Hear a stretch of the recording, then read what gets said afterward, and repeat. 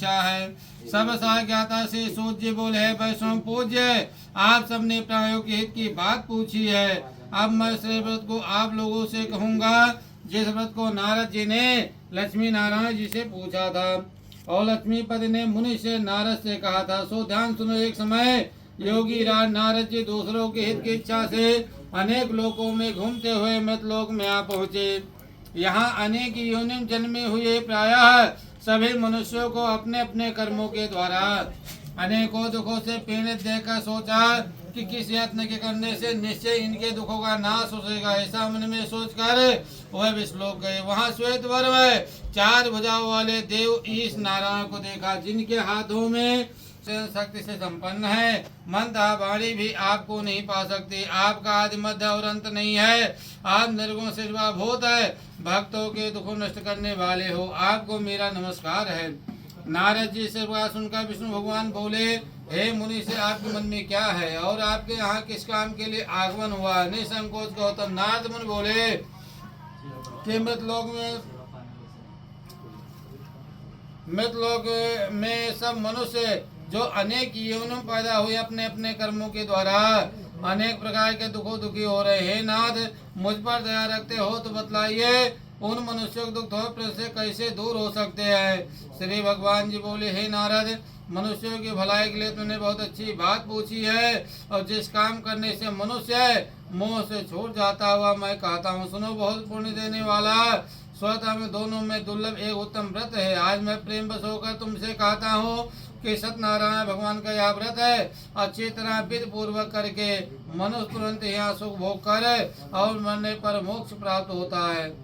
श्री भगवान जी के वचन सुनकर नारद मुनि बोले, उस व्रत का फल क्या है, क्या विधान है और किसने यह व्रत क्या किसने करना चाहिए, विस्तार से कहो। भगवान जी बोले कि दुख शोक आदि को दूर करने वाला, धन धान्य को बढ़ाने वाला, सौभाग्य संतान को देने वाला, यह व्रत सब स्थानों विजयी करने वाला, भक्ति और श्रद्धा के साथ किसी भी दिन मनुष्य सत्यनारायण शाम के समय ब्राह्मण बंधुओं के साथ धर पारायण होकर पूजा करें।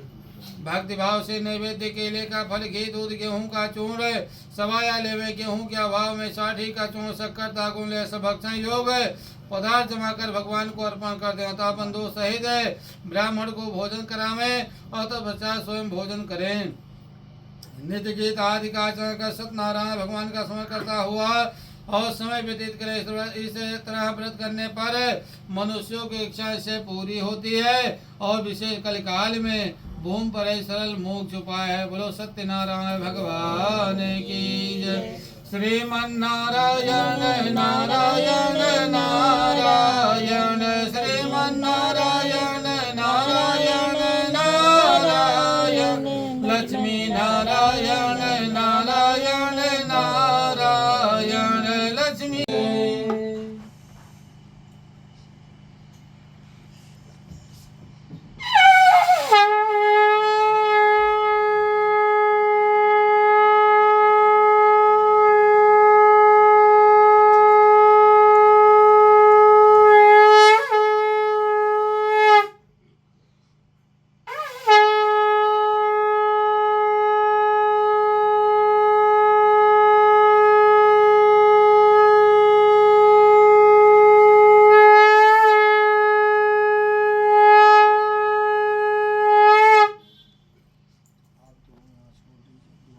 हे ऋषियों, जिसने पहले समय में स्मृत किया उसका इतिहास कहता हूँ। ध्यान सुनो। सुंदर काशीपुरी नगरी में एक अत्यंत निर्धन ब्राह्मण भूख प्यास से बेचैन हुआ। नित्य ही घूमता था। ब्राह्मणों से प्रेम करने वाले भगवान ने ब्राह्मण को दुखी देखकर और बूढ़े ब्राह्मण का रूप धारण कर उसके पास जाकर के साथ पूछा, हे विप्र, नित्य की पृथ्वी क्यों घूमता है? ऐसे ब्राह्मण ऐसा मुझसे कहो, मैं सुनना चाहता हूँ। ब्राह्मण बोला, मैं बहुत निर्धन ब्राह्मण भिक्षा के लिए पृथ्वी फिरता हूँ। भगवान यदि आप इसका उपाय जानते हो तो कृपा करके कहो। सत्यनारायण भगवान मन वांछित फल देने वाले हैं, इसीलिए हे ब्राह्मण तुम उनका पूजन कर, जिसके करने से मनुष्य सब दुखों से मुक्त होता है। ब्राह्मण को व्रत का सारा विधान बतलाकर बूढ़े ब्राह्मण का रूप धारण करने वाले सत्यनारायण भगवान पर ध्यान हो गए।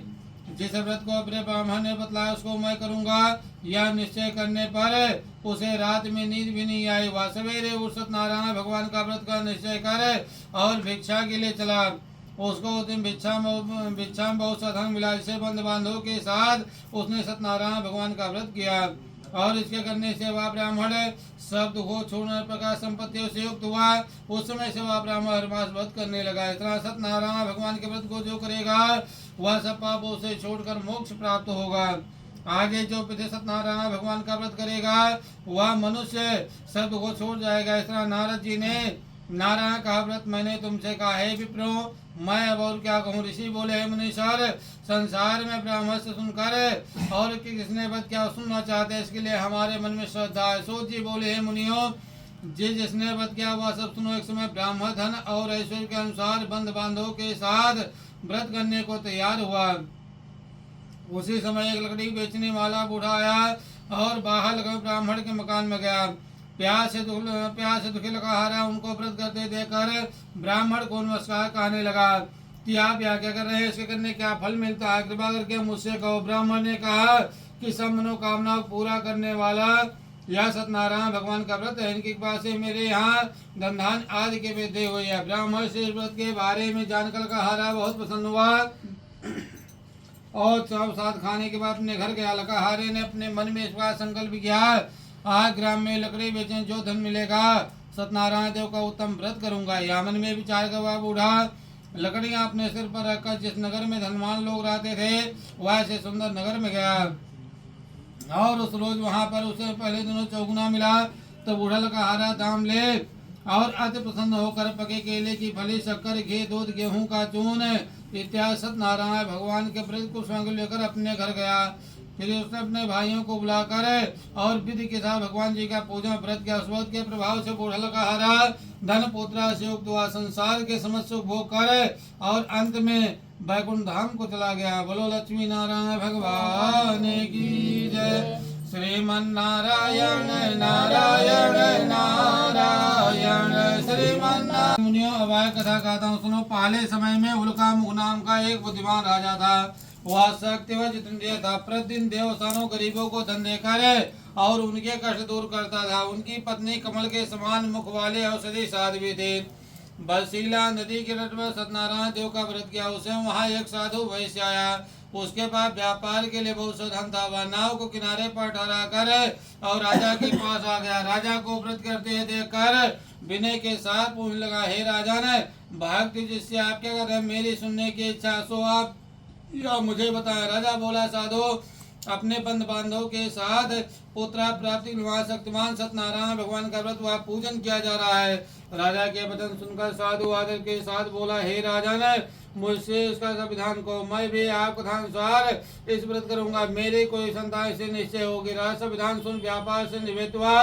वह आनंद के साथ घर गया और साधु ने प्रसन्नता देने वाले इस व्रत का समाचार सुनाया। कहा कि जब मेरे संतान होंगे तब मैं इस व्रत करूंगा। ऐसे बता अपनी स्त्री लीलावती से कहे। एक दिन उसकी स्त्री लीलावती संसारिक धर्म से पवित्र होकर सत्यनारायण भगवान के पास गर्भवती हो गई और 10वें महीने में उसके सुंदर कन्या का जन्म हुआ और दिनों दिन बाद वह इस तरह बढ़ने लगी जैसे शुक्ल पक्ष जन्मा बढ़ता है। कन्या का नाम कलावती रखा गया। तब लीलावती ने मीठे शब्दों में अपने पति से कहा कि जो आपने संकल्प किया था वह उसे करिए। साधु बोला, हे प्रिय इसके विवाह पर करूंगा। अपनी पत्नी को आश्वासन दे वह नगर को चला गया।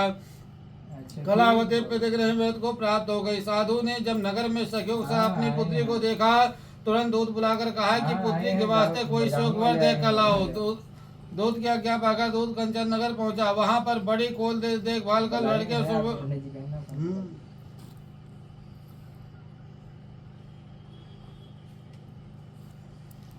वहां पर बड़ी खोज देखभाल कर लड़के पुत्र को ले आया। साधु ने बंधु बांधव सहित अपनी पुत्री का विवाह उसके साथ कर दिया, किंतु दुर्भाग्यवश विवाह के समय उस व्रत करना भूल गया। तब श्री भगवान क्रोधित हो गए, श्राप दिया, तुम्हें दारुण दुख प्राप्त होगा। अपने साधु बनिया जा माता सहित समुद्र के समीप रत्नपुर नगर में पहुंचा। वहां व्यापार करने लगा। एक रोज भगवान सत्यनारायण की माया से प्रेरित कोई चोर राजा का धन चुराकर भागा जा रहा था, किंतु राजा के दूतों को आता देखकर चोर ने घबराकर भागते भागते राजा के धन को ही चुपचाप रख दिया जहाँ वे ससुर जमाए ठहरे हुए थे। साधु भैंस के पास राजा के धन को रखा देखकर दोनों को बांध कर ले गए और प्रसन्नता से दौड़ते हुए राजा के समीप जाकर बोले, या दो चोर पकड़ लाए हैं, देकर आज्ञा दे। राजा के कठिन कारावास में डाल दिया गया, उनका सब धन छीन लिया गया। उसी शराब द्वारा उनकी पत्नी भी घर पर बहुत दुखी रही। घर पर जो धन रखा था चोर चुरा कर ले गई। शारीरिक व मानसिक पीड़ा, भूख प्यास से अन्य की चिंता में कलावती एक ब्राह्मण के घर गई। वहां उसने सत्यनारायण भगवान का व्रत होते देखा। फिर कथा सुनी, प्रसाद ग्रहण कर रात घुराई। माता ने कलावती से कहा, हे पुत्री, अब तक कहाँ रही? वह तेरे मन में क्या है? कलावती बोली, हे माता, मैंने ब्रह्म सत्यनारायण देव का व्रत देखा है। कन्या के वचन सुनकर लीलावती ने भगवान की पूजन की तैयारी करने लगे और लीलावती ने परिवार बंधुओं से भगवान जी का पूजन किया और व्रत किया। उस व्रत के प्रभाव से बूढ़ा कहारा धन पुत्र से हुआ, संसार के समस्त सुख भोग कर और अंत में वैकुंठ धाम को चला गया। बोलो लक्ष्मी नारायण भगवान की जय। श्री कृष्ण भगवान की जय। तो सूर्य बोले कि वैश्य ने मंगलाचार करके यात्रा आरंभ की और अपने नगर को चला। उनके थोड़ी दूर पहुंचने पर दंडी वेधारी सत्यनारायण भगवान ने उनसे पूछा, हे साधु, तेरी नाव में क्या है? तो अपमानिक अवस्था बोला, हे दंडिया, क्या धन लेने की इच्छा है? मेरी नाव में बेल और पत्ते भरे हैं। वैसे कठोपन सुनकर भगवान ने कहा, तुम्हारा वचन सत्य हो। ऐसा कर डंडी वहां दूर चले गए। कुछ दूर जाकर समुद्र किनारे बैठे। डंडी के जाने पर वैश्य ने नित्य क्रिया करने के बाद नाव को ऊंची उठी देखकर जम्मा किया। नाव बेल पत्ते हाथ देकर मूर्छित हो जमीन पर गिर पड़ा। फिर मूर्छा खुलने पर अत्यंत उनका दामाद बोला कि आप शोक न करें, यह डंडी का श्राप है, अतः उनके साथ चलना चाहिए, तभी हमारी मनोकामना पूरी होगी। तो वह दामाद के वचन सुनकर डंडी के पास पहुंचा। अत्यंत भक्तिभाव से नमस्कार करके बोला कि मैंने जो आपसे असत्य वचन कहे थे उनको क्षमा करो। सब महान शोकातुर होकर रोने लगा। डंडी भगवान बोले, हे वहाँ एक पुत्र, मेरी कैसे बार बार तुम्हें दुख प्राप्त हुआ? तुम मेरी पूजा से बेवकूफ। साधु बोला, भगवान, आपकी माया से मोहित ब्रह्मा आज भी आपके रूप को नहीं जानते, तब मैं ज्ञानी कैसे जान सकता हूँ? आप प्रसन्न होइए, मैं समझ के अनुसार आपकी पूजा करूंगा। मेरी इच्छा करो, पहले के समान नौका में धन भर दो। उनके भक्त सुनकर भगवान प्रसन्न हो गए। उनकी इच्छा अनुसार भर देकर अंतर ध्यान हो गए।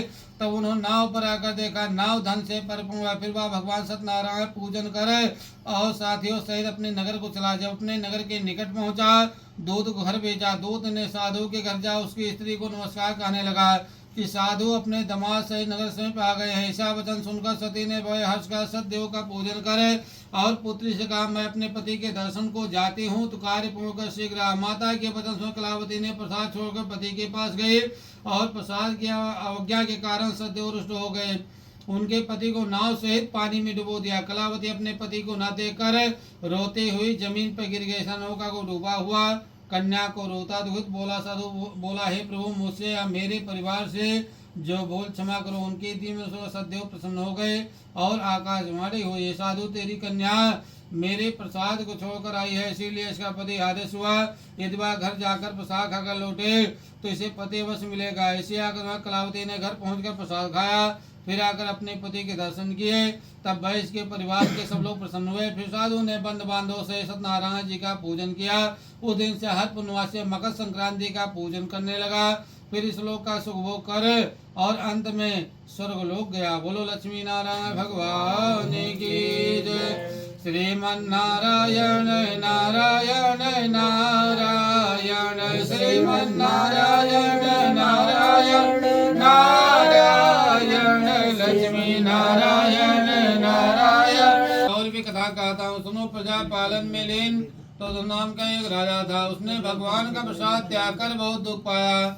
एक समय वन में जाकर और वन्य पशुओं को मार कर बड़ के पेड़ के नीचे आया। वहां उसने ग्वालों को भक्तिभाव बंधुओं सहित सत्यनारायण जी का पूजन करते देखकर भी अभिमान बस वहां नहीं गया और न ही नमस्कार किया। जब ग्वालों ने भगवान के सामने रखा प्रसाद को त्याग कर अपनी सुंदर नगरी को चला गया। वहां उसने अपना सब कुछ नष्ट पाया तो वह जान गया यह सब भगवान ने किया है। तो वह विश्वास कर ग्वालों के समीप गया और विधि पूर्वक पूजन कर प्रसाद खाया। सद्यो कृपा से पहले जैसा था वैसा ही हो गया। वृद्धि काल तक सुख भोग कर और मरने पर स्वर्गलोक गया। जो मनुष्य इस परम दुर्लभ व्रत का भगवान के पास धन आदि की प्राप्ति होगा, निर्धन धनी होगा और बंधे बंधन से मुक्त होकर निर्भय हो जाता। संतानहीनों को संतान प्राप्त होती है ता सब मनोरथ पूर्ण होकर और अंत में वैकुंठ धाम को चला जाता है। जिन्होंने पहले श्वेत किया उसके दूसरे जन्म कथा कहता हूँ कि प्रिय ब्राह्मण सुदामा का जन्म लेकर मोक्ष पाया। उल्का मुख नाम का राजसत होकर वैकुंठ धाम प्राप्त हुआ और साधु नाम के वैश्य ने मूर्ध बनकर अपने पुत्र को आर्य चीर कर मोक्ष प्राप्त किया। महाराज स्वयं भो करे और भगवान में भक्ति कर्म कर मोक्ष प्राप्त किया। बोलो सत्यनारायण भगवान की जय। श्री कृष्ण गोविंद